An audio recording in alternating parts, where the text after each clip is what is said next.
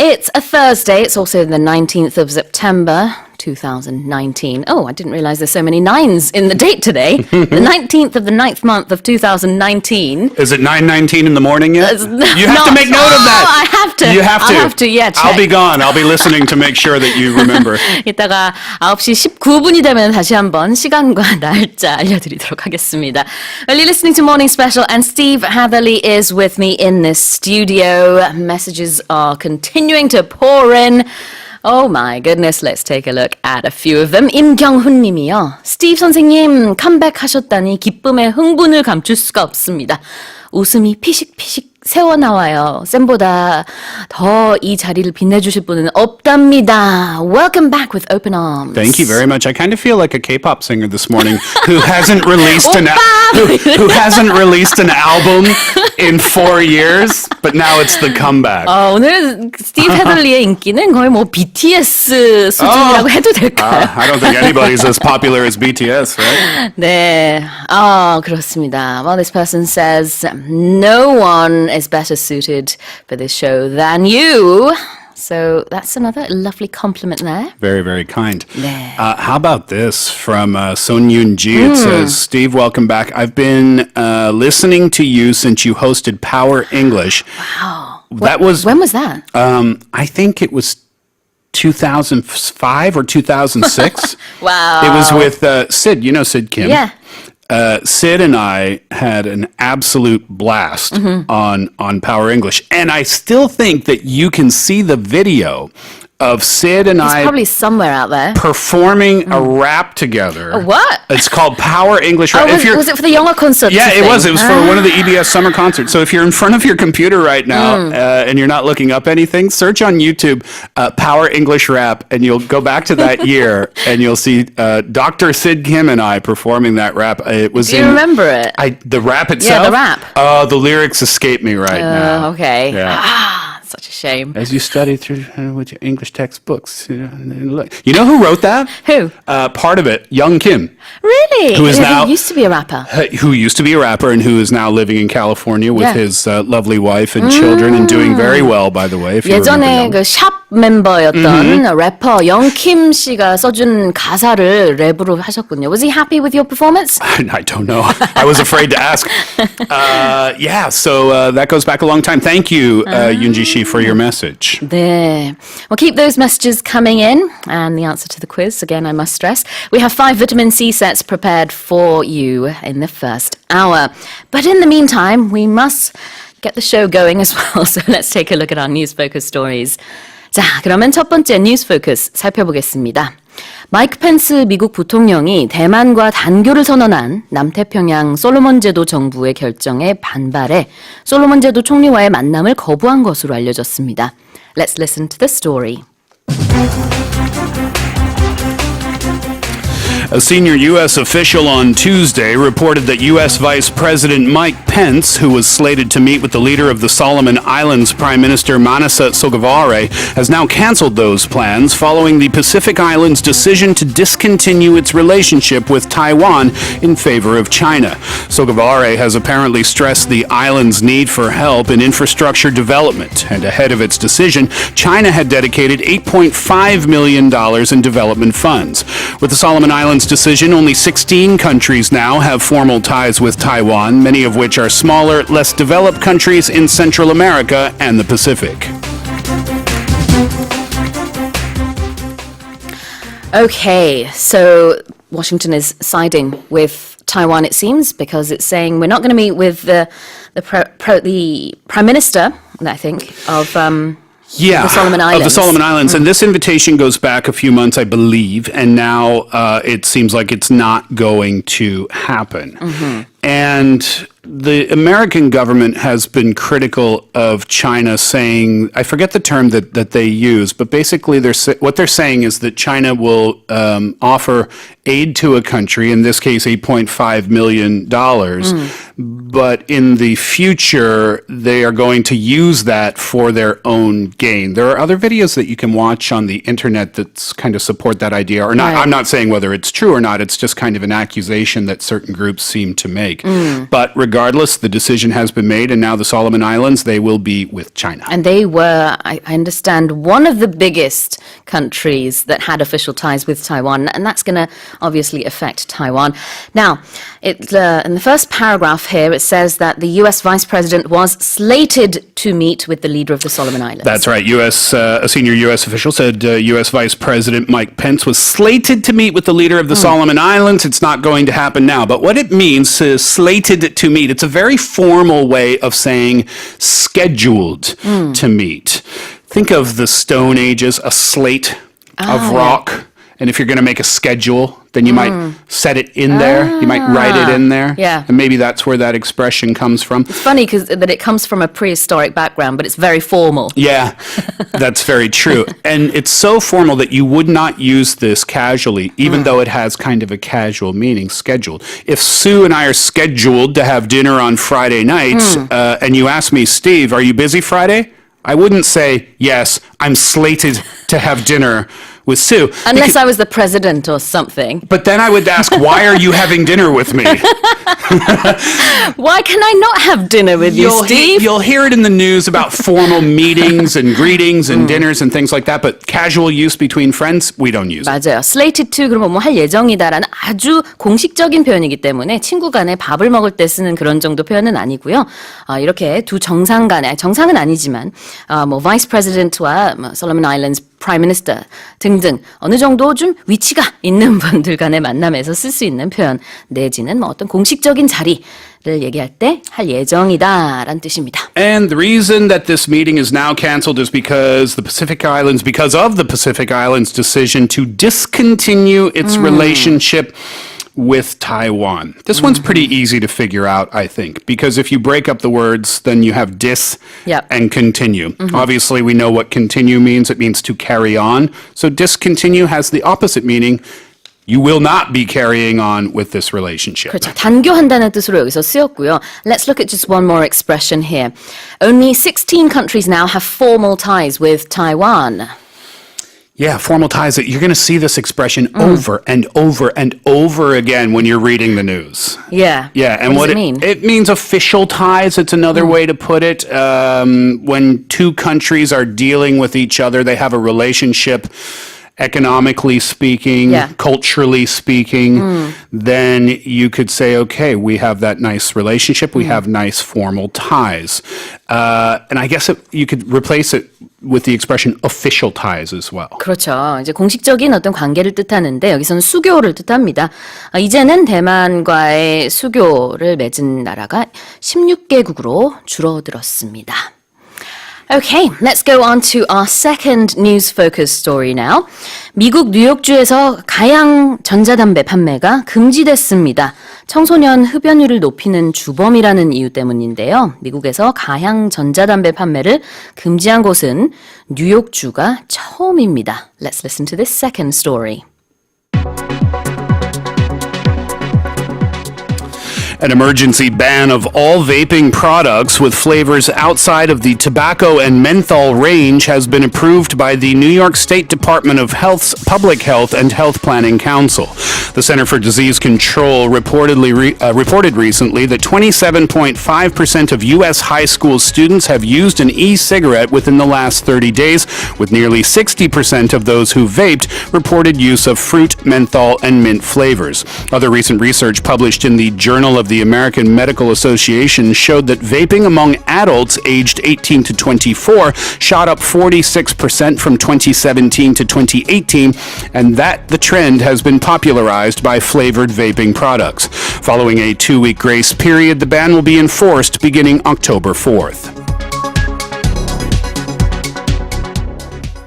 자, 여기서 나온 가향 전자담배라는 것은요, 어떤 향이 첨가된 전자담배를 뜻하는데요. 기사에서 봤듯이 여러 가지 맛이 있습니다. Lots of different flavors mentioned here. Fruit, mint, menthol. And that's the problem, I think. I think there's even bubble gum and cotton candy. Yeah, and I think that the issue here is that they're seen as marketing to children, right? Yeah. To underage smokers or to people who are even not underage, but they're trying to sell it in a way that's outside of the typical tobacco and menthol flavors that you would find in a regular cigarette or in a regular e-cigarette. And they think now that this is becoming a serious problem with American youth because there have been hundreds of nationwide cases of lung disease, and they're trying to eliminate this problem right now. The New York government is taking it upon themselves to do so. Right. Well, the emergency ban of all vaping products is mentioned here. Vaping, is that another word for smoking? I guess so. I mean, this is a term that we really only use with this E-cigarette. with the e-cigarette. We have the term vapor, Right. which is like a watery, misty type of condensation. But I guess that's why they use it here, is because that's what's happening within that e-cigarette. But we use it as a verb to vape. 아하.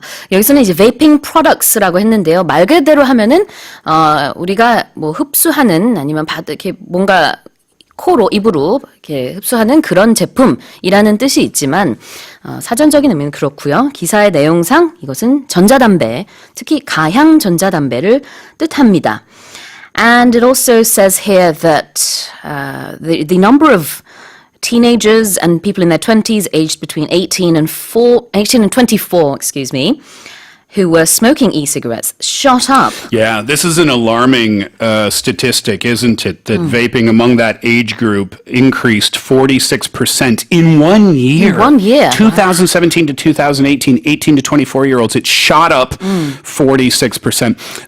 It means, shot up, means an increase, but an increase suddenly. 아, okay. Like a spike in the numbers.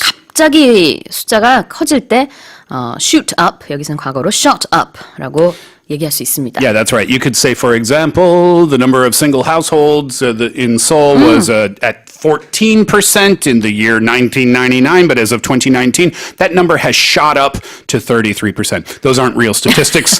That is just a sentence example. 네, 갑자기 늘어났다라는 뜻으로 shot up가 쓰였는데요. 1년 사이에 2017년에서 18년까지 통계를 보면은 18세에서 24세의 이 가향 전자담배를 사용하는 숫자가 무려 뭐 50% 가까이 늘었다라고 합니다. 실제로 뭐 솜사탕 맛, 무슨 뭐 풍선껌 맛 이런 이 전자담배가 있었다고 해요. So there was a 2-week grace period. That's right. So a grace period is a period of time where you're given that amount of time to adjust to the new schedule, meaning you will not be penalized within that period. So the ban is going to be enforced on October 4th. Following that, I believe that anyone found in violation on an individual basis will be fined up to $2,000 American dollars. Wow. But from now until October 4th, that's the grace period. That's the period where the government will say, okay, we'll allow you to adjust your business because this does affect a lot of individual retailers. Right. We will not penalize you within that period. That is your grace period. 네, 유예 기간이라는 뜻의 grace period가 쓰였는데요. 어제부로 이제 뉴욕에서 유예 기간이 시작된다. 2주 동안 유예 기간을 거쳐서 결국 이제 10월 4일부터는 뉴욕에서 이 가향 전자담배는 전면 금지된다는 소식입니다. Let's listen to the story one more time. An emergency ban of all vaping products with flavors outside of the tobacco and menthol range has been approved by the New York State Department of Health's Public Health and Health Planning Council. The Center for Disease Control reported recently that 27.5% of U.S. high school students have used an e-cigarette within the last 30 days, with nearly 60% of those who vaped reported use of fruit, menthol, and mint flavors. Other recent research published in the Journal of the American Medical Association showed that vaping among adults aged 18 to 24 shot up 46% from 2017 to 2018, and that the trend has been popularized by flavored vaping products. Following a 2-week grace period, the ban will be enforced beginning October 4th. All right, let's remind our listeners of the quiz once more. Steve? Okay, here comes the question. An event where ideas and opinions are exchanged can be known as, number 1, a forum, or number 2, a Quorum. 짧은 문자 50원, 긴 문자 100원에 샵 1045로 보내주시고요. 무료 반디 게시판이나 카카오톡 플러스 이용도 가능합니다. 추첨을 통해서 총 5분께 비타민 C set 보내드리도록 하겠습니다. Now, we also got some messages about the opening today, which is about Africa. And our listener 박희숙님 has sent in a photo. 그리고 이렇게 보내주셨습니다. From Africa? I think so. Africa! 라고 보내주셨습니다. 넓은 초원에 뛰노는 많은 동물들과 빅토리아 폭포. This is the Victoria Falls in Africa. 저는 지난 6월에 친구들과 아프리카 다녀왔습니다. I was looking at the upper monitor. I was Yeah. like, isn't that Gangnam-gu? I was looking at the wrong one. The bottom one. I see. Oh, that is beautiful. 우리가 모니터가 이제 2개가 있어요. 스튜디오 안에서 볼 수 있는 게. 근데 지금 스티브 헤덜리 선생님이 위에 거 보면서 저게 아프리카야? I was like, 저 일산입니다. Someone 일산. lied to you, sir. You bought the wrong travel package. 네. 너무 완벽해요. 박희숙님, 너무, wow, look at those animals. Giraffes. Oh, wow. That's amazing. Wouldn't it be, have you ever done that? A safari? No, never. Have Yeah. No, it is on my bucket list of things to too. do. I'm absolutely fascinated by animals. Yeah. I've heard that, people tell me you have to go to Africa, whichever part of Africa you go to, because it's like an otherworldly experience. Yeah, exactly. I've heard so many great things. Really want to go someday. Me too. Well, thank you so much, Park Hee-suk-nim. This song goes out to you. It's Africa by Toto. All right, let's look at our next News Focus story. 자, 다음 News Focus 살펴보겠습니다. 일본 정부가 국가안전보장회의의 전략적인 경제정책 수립을 담당할 경제부서 신설을 추진 중인 것으로 알려졌습니다. Let's listen to the story. Amid escalating global competition over economic dominance as evidenced in the trade war between the United States and China, the Japanese government is now considering the addition of a new economic policy division to the National Security Secretariat. The decision comes as the government sees the need for the country to create a system encompassing the integrated promotion of foreign security and economic policies, as the recent economic leadership struggle overseas is closely related to Japan's national security. The new division will be focused on planning strategic economic policy measures with the apparent aim of economic security, a conviction to ensure national security through economic means such as energy, resources, and food.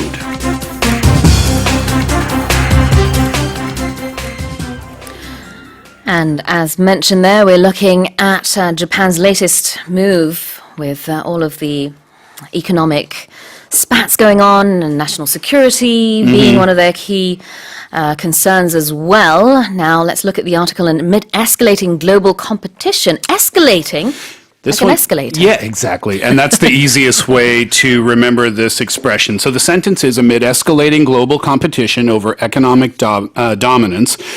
Escalating global competition means increasing global competition. Think about when you get on an escalator, the escalator goes up, it rises, it increases in height anyway, right? So you can imagine that image as you are thinking about the meaning of the expression. So escalating global competition, it means the global competition is getting hotter, it's getting more competitive, it's escalating, it's rising, it's 네. increasing. 우리가 에스컬레이터를 탈 때 이제 올라가잖아요. 그래서 escalate 그러면 뭔가가 증가하다, 늘어나다라는 뜻이고요. You know at the airport they have those flat Yeah, what do you call moving those? thingies. So I was in Singapore recently and on those things, it said travelator. And I thought, that's a fun word. That's an interesting word. Travelator. It's like escalator, but you're just traveling from one place to another. Yeah, travelator. You're not actually going up or down. Exactly. Horizontal later. Yeah, maybe that's another way we can make that word. Yeah, right.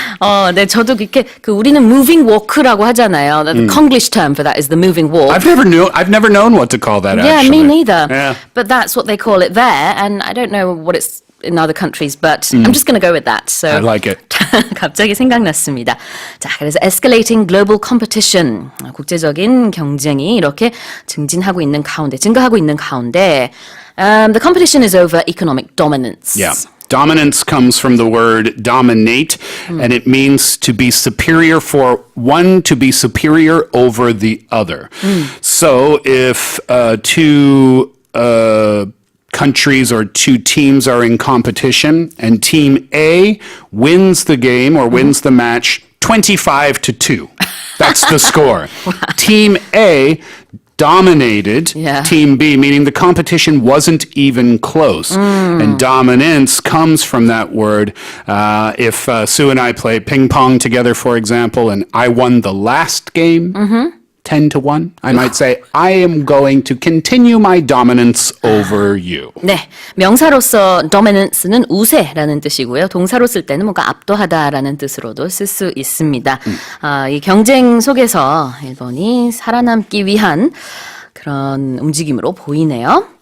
Okay. Well, those were our news-focused stories. It's now time to give out the answer to the quiz. Okay, the question was, an event where ideas and opinions are exchanged can be known as, number 1, forum, number 2, decorum, and the answer is number 1, forum. 네, 우리도 그냥 포럼이라고 하죠. 영어로는 이렇게 씁니다. forum, F-O-R-U-M. 1번 정답 맞춰주신 분들 5분 추첨했습니다. 송석남님, 전소영님, 7925 끝번호 쓰시는 분과 9053님, 그리고 카카오톡 플러스로 김소미님, 비타민 C 세트 보내드리겠습니다.